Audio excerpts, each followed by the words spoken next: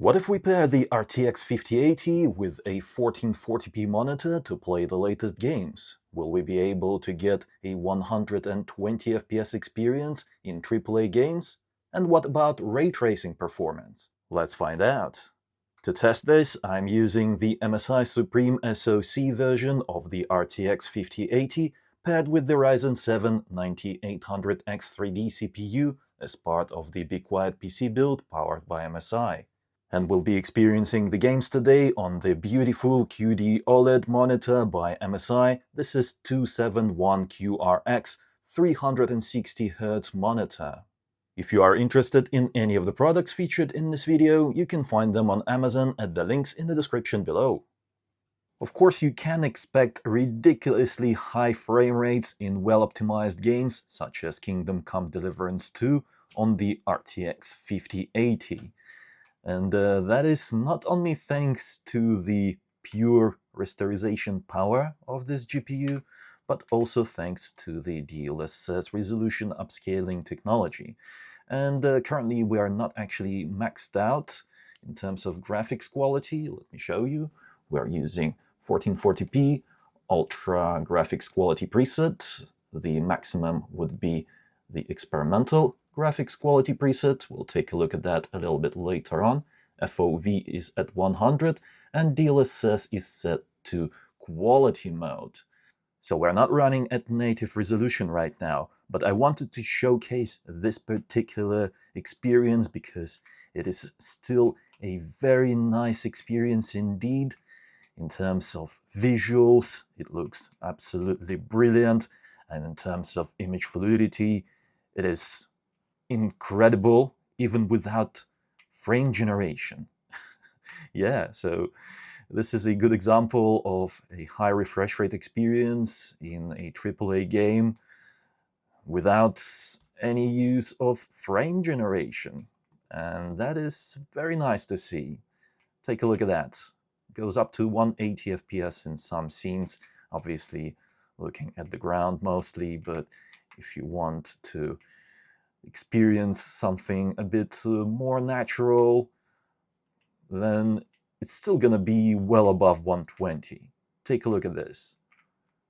In this spot, that is a little bit more difficult to render, we're still getting well above 120.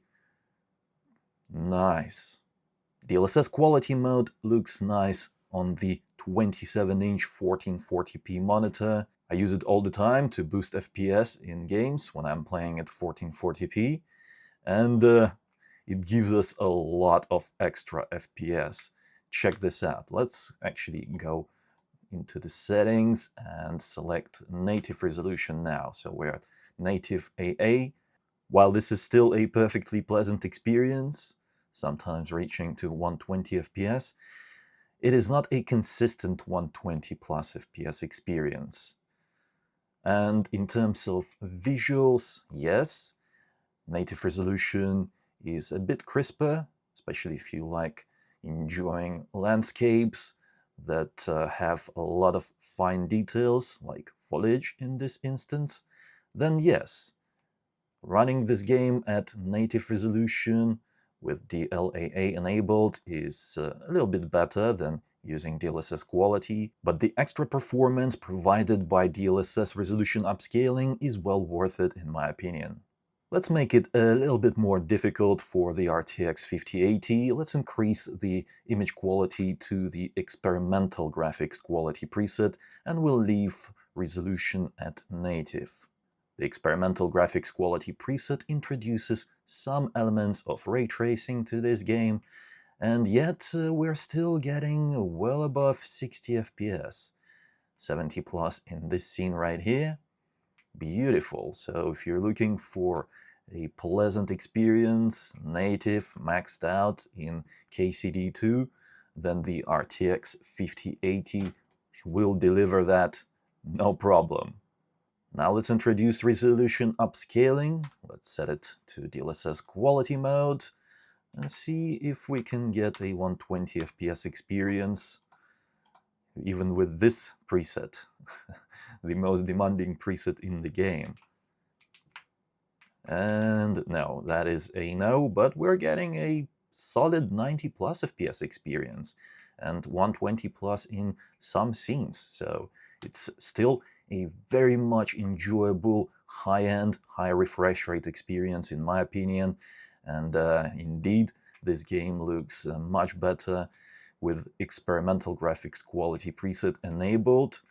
The shadows are looking much better because on the ultra graphics quality preset, some shadows in some scenes, they don't look quite right. Something is just not quite right there. I'm not sure if the game developers will be able to fix it in later patches, but yeah. Currently, the experimental graphics quality is the best option if you want like the best quality graphics, the highest realism possible. It is just so nice to have. And the fact that we can run this graphics configuration at high frame rates is very welcome indeed. Unfortunately, not every game comes well optimized out of the gate, and Monster Hunter Wilds is one of the poorly optimized ones. Hopefully it will get fixed over the coming weeks and months, but who knows? You just never know with these game developers. Some games, they get left broken forever. Now let's start with a native 1440p resolution using NVIDIA DLAA and maxed out graphics settings. That includes maxed out ray tracing, which actually isn't costly to run in this game at all, because this is not full ray tracing. And I want to test if the highest texture quality is actually playable at 1440p, because it wasn't playable at ultra-wide 1440p or at 4K. So yeah, if it's not playable at 1440p, then it's just a broken texture pack. All other settings are absolutely maxed out, and I have motion blur turned off, as well as depth of field. Oh, actually it is on, so let's turn it off. I also forgot to disable frame generation. I'll do that now, and I'll reload the game. The game is trying to push you very hard to use frame generation, but don't listen to that. It is not necessary. The game developers are just trying to mask the fact that this game is poorly optimized and runs like crap. For best experience, you need at least 60 FPS baseline before you enable frame generation to get a pleasant experience. And that is something that they don't tell you. And other games actually do tell you that. For example, if you go into Space Marine 2 and you try to enable frame generation, there's a note there that says have at least 60 FPS before enabling frame generation for best experience. But in this game, they don't tell you that. The highest texture quality pack still appears to be causing issues with frame rate. Just take a look at that frame rate graph. It is so spiky, and I can feel it on the screen as I pan the camera. It is not a smooth, pleasant experience at all. It is stuttery as heck. So let's go ahead and disable that high resolution texture pack and go for the high texture quality instead. Right away, the difference is very apparent. The frame rate graph is much smoother, and the game feels smoother as well, especially when I'm panning the camera. The game still has a problem where you pan the camera and FPS drops. That is not normal. It needs to get fixed. But at least we're still getting a respectable 60 plus FPS experience at native resolution using the high ray tracing preset. I mean, it's not perfect because you will definitely get FPS drops when you enter more GPU demanding areas of the game. Unfortunately, I'm not that far into the game just yet, and I don't have any desire to actually play it in its current state, because I like having smooth experience, especially in action games. And yeah, this is not a smooth experience by any means. I'll wait at least until they fix this issue of dropping frame rate when you pan the camera. Once they take care of that, I'll consider coming back and playing Monster Hunter a little bit more. Reducing graphics quality or ray tracing doesn't give us that much more FPS. For example, let's see how much more FPS we'll get if we disable ray tracing. In this scene, we're getting 79 to 80 FPS, right? And once we disable ray tracing, let's see what happens. Now we see around 90 FPS on the screen, so we got 10 extra FPS out of it, and this game doesn't look as nice with ray tracing disabled. It was obviously built around ray tracing. Yeah, the shadows and lighting just doesn't look right without ray tracing. But if you're desperate, then you can always disable that for a little bit extra performance. But not on the RTX 5080, come on. So let's go back to the ray tracing high preset and use resolution upscaling to boost our performance instead. I'll select DLSS Quality mode. Now we're getting 90 plus FPS in the same scene. Basically, you can claim back the performance lost to ray tracing by enabling resolution upscaling. However, look at that frame rate graph, yeah? It is a little bit more spiky than it was previously, although it is not as bad as when we tried using the highest texture quality pack. This is actually okay. It is playable and it is possible to enjoy the game like this. I'd probably stick with the DLSS set to quality mode because it delivers higher frame rate, which is very much needed in this game. But the fact that we didn't get that much more performance out of enabling DLSS just speaks volumes about the general optimization of this game. It is indeed horrible, and it has no business looking like it does. We've seen with Kingdom Come Deliverance 2 that a game can look absolutely gorgeous and have high frame rate, even at native resolution. But then there's this Monster Hunter Wilds thing where textures look absolutely horrible. Yeah, it's just like something out of early 2000s or a modern game set to the lowest texture quality. Not all the textures look horrible. I mean, the textures on characters, they look absolutely beautiful, but damn, everything else is just horrible. And it creates this contrast, which is very unpleasant in my experience. There's one more thing left to check, and that is the frame generation. The frame rate graph became even more spiky, but at least we're getting high frame rates, and it feels much smoother on the high refresh rate screen. Next, I want to show you the worst case scenario, and for that we'll use Alan Wake 2, which is the most GPU demanding game that I own, and we'll use full ray tracing, maxed out graphics settings. Actually, let me show you real quick.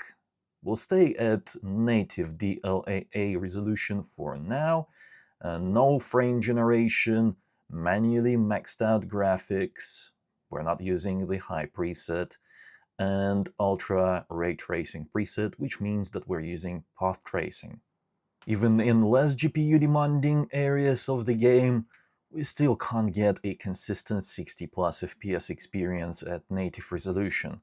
The game does look beautiful, and to be fair, even the RTX 5090 couldn't handle this game at 1440p native with full ray tracing enabled. It's time to ask DLSS resolution upscaling for help. Let's select the quality mode. Indoors, this looks perfectly fine. Great experience, well above 60 FPS, above 70 from time to time even. And oh my, the interiors, they look beautiful. The lighting, the shadows, reflections as well. Full ray tracing is truly transformative in this game, and the reflections, they just add to the realism in this game so much. Without ray tracing, there are no reflections in this game. Well, there are reflections, but they look absolutely horrible. They are a mess. But with ray tracing, oh my, this game is transformed. Especially if you look at this beautiful lake. It is gorgeous. The fact that we're seeing well above 60 FPS in this particular scene means to me that we'll have a good time in the majority of the game, because this is the kind of performance that you actually need to play most of the levels in the game. However, there's this one particular level in the game that is absolutely destroying the GPUs. Even the RTX 5090 couldn't handle it. This is the forest. As you can see, we're getting 40 plus FPS in some scenes, 50 plus in other scenes. Sometimes we'll reach 60 plus, but yeah, it just means that we can't expect a consistent 60 plus FPS experience out of the RTX 5080 in some of the most demanding games that are coming out. Of course, that is purely due to the use of ray tracing feature, because without ray tracing, this graphics card is capable of delivering exceptional performance in this game. If NVIDIA focused on improving ray tracing performance as much as they are focusing on improving AI performance, then we wouldn't be in this situation. We would have a much better ray tracing performance. Yeah, that is unfortunate, but that is what makes them the most money. Unfortunately, gamers don't quite benefit that much from having more tensor cores for AI workloads in their gaming GPUs.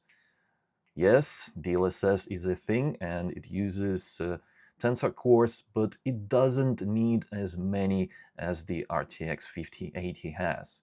It can do with much less. Just take a look at the RTX 4060. It can still do all the AI calculation things that DLSS 4 requires, which means that that die space could be used for more ray tracing cores instead of more tensor cores.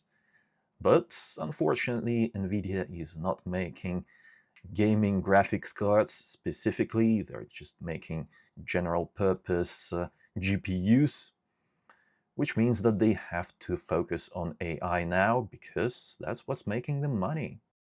Lowering the resolution quality is not really a good thing when you're playing at 1440p on a 27-inch monitor. For example, I don't quite like using DLSS Balanced because the base resolution is just so low, 835p.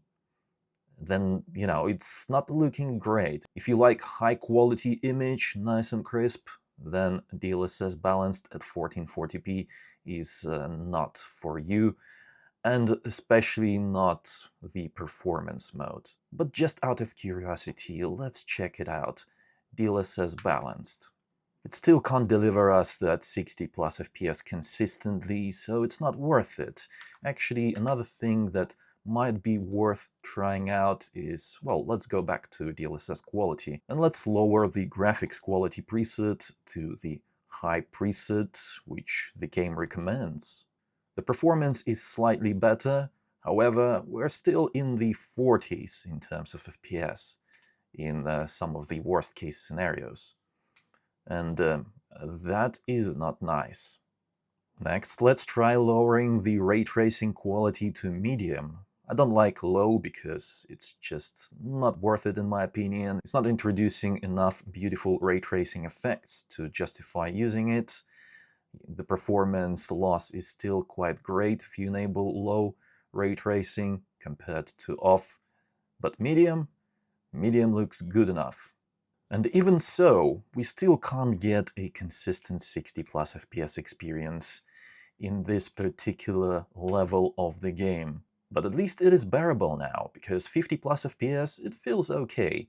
on this kind of display. If we were using the ultra-wide display, I would say that 60 plus is the bare minimum, but on 16:9 aspect ratio, 50 plus is fine. I mean, I can live with dropping to 50 FPS in worst case scenarios, because we can still experience 60 plus FPS in the rest of the game. However, I don't think that using medium ray tracing preset throughout the entire game is worth it, just because there's this one level that is messing up our entire playthrough in terms of poor performance. I think it is much better to just disable ray tracing completely when you are in the forest. Allow me to demonstrate. You don't even need to quit and relaunch the game. You can just do it like so. Turn off ray tracing and go back into the game. Higher frame rates, beautiful, 100 FPS. Yeah, so just do that once you enter the forest to get higher frame rates. The experience is pretty much the same, because, yeah, there's not really much to see. There's foliage and some buildings. There aren't many reflections that you can admire. This level looks pretty good even without ray tracing, in my experience. It's not worth having it enabled if you want a beautiful, smooth experience.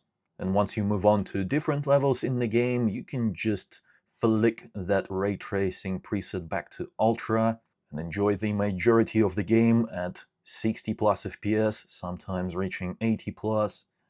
Beautiful lighting, amazing reflections. Yeah, I think that this is the way to go. And that actually brings us to using multi-frame generation, because we have well above 60 FPS, which means that it will be nice and pleasant if we enable frame generation. Let's start with the 2x mode first and see what happens. So what kind of experience can we get, huh? Ignore the 1% lows as well as the frame rate graph. The CapFrameX application that I'm using to display all of this stuff is not displaying the frame rate correctly when we're using frame generation. I can assure you that this experience is nice and smooth, absolutely beautiful, buttery smooth panning, no stuttering at all.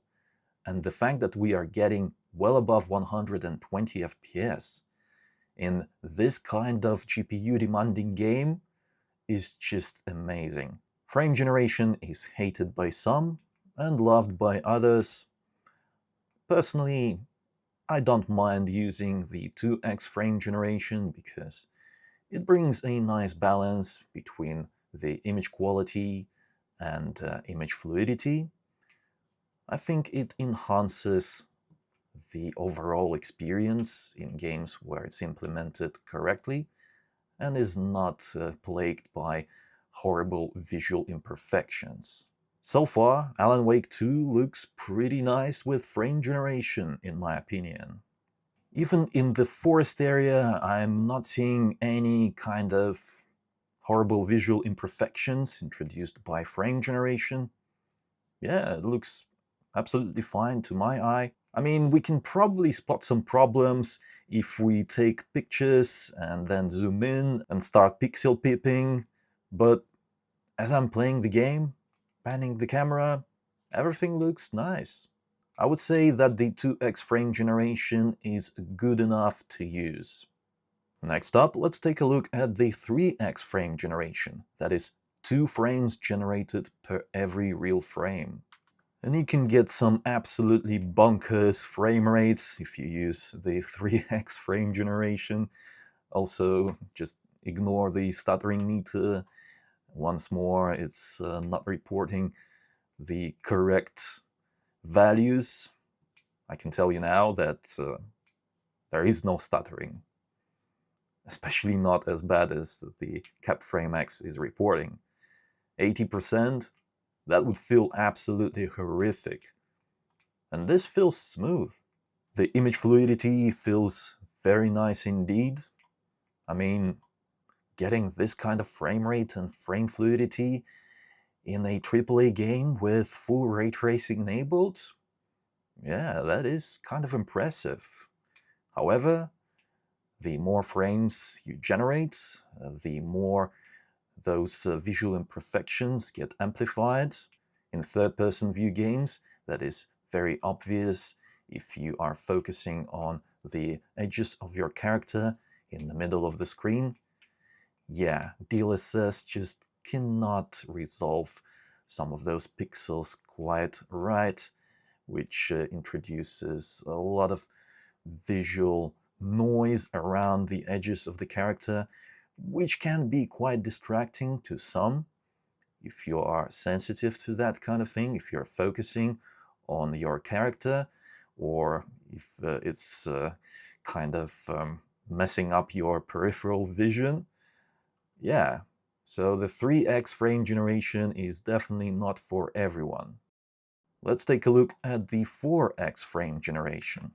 The frame rate is absolutely insane, 270 plus FPS, but those visual imperfections that I was talking about, they are amplified even more by using the 4x frame generation, because we're generating more frames and those imperfections are more visible.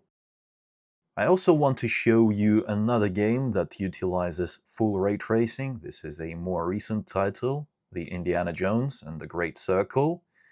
And yeah, it's just to show you that not every game is like Alan Wake 2, where you have to make a lot of compromises to get it running at 60 plus FPS with full ray tracing enabled.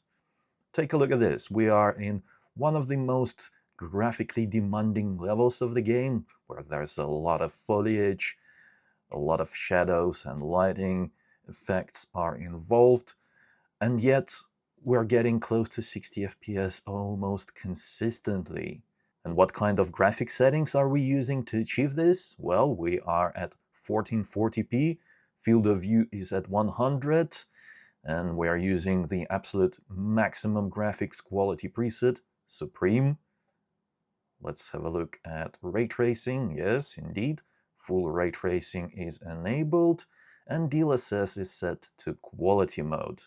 And that provides us with a beautiful experience at 60 FPS with all of the ray tracing features enabled. So yeah, that just proves that not every game will run like Alan Wake 2 does. You can really enjoy most of the games with full ray tracing enabled, if you're willing to use resolution upscaling, that is.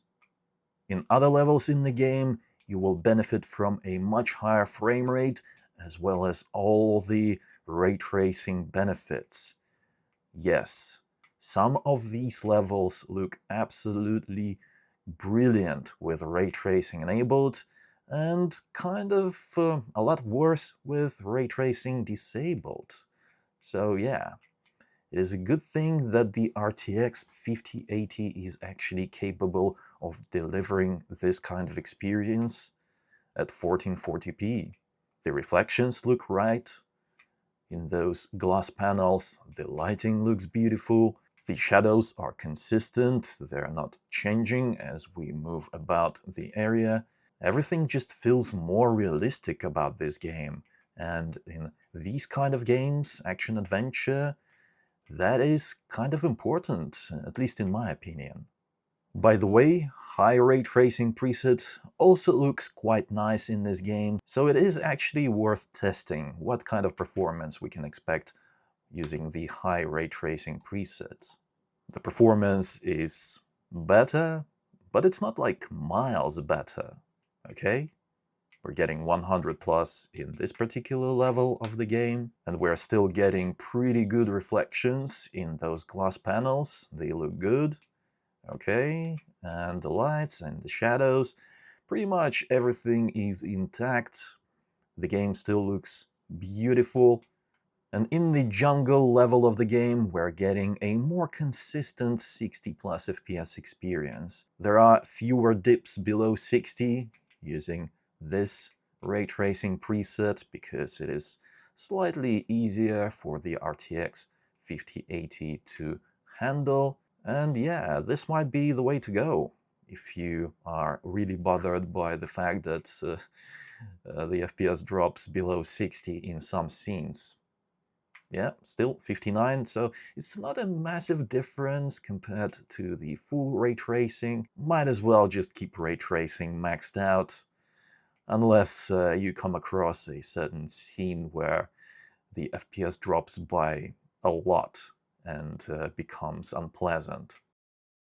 In conclusion, the RTX 5080 is very much capable of delivering a beautiful experience at 1440p, even in games that utilize full ray tracing. However, as you've seen in Alan Wake 2, there are some games where even the RTX 5080 struggles to deliver a 60 plus FPS experience in certain scenes. So just keep in mind that this is not a zero compromise GPU. To be honest, even the RTX 5090 is not a zero compromise GPU. I'll link a video down below where I test the RTX 5090. It's a bizarre experience, I would say, looking at the RTX 5090 struggle at 1440p resolution. But it just puts in perspective why the RTX 5080 is still a pretty good choice. There's basically nothing better than the 5080 if you want to experience your games with full ray tracing enabled. Unfortunately, the competitors didn't bring anything to the table in that regard. Yes, the 9070 XT has better ray tracing performance now, but it is nowhere near as good as the 5080. Let me know in the comments what you think about this combo. And if you enjoyed this video or found it helpful, then don't forget to reward my work with a like. And subscribe for more if you haven't already. Also, if you're interested in any of the products featured in this video, you can find them on Amazon at the links in the description below. It was I, Vadim. Until next time.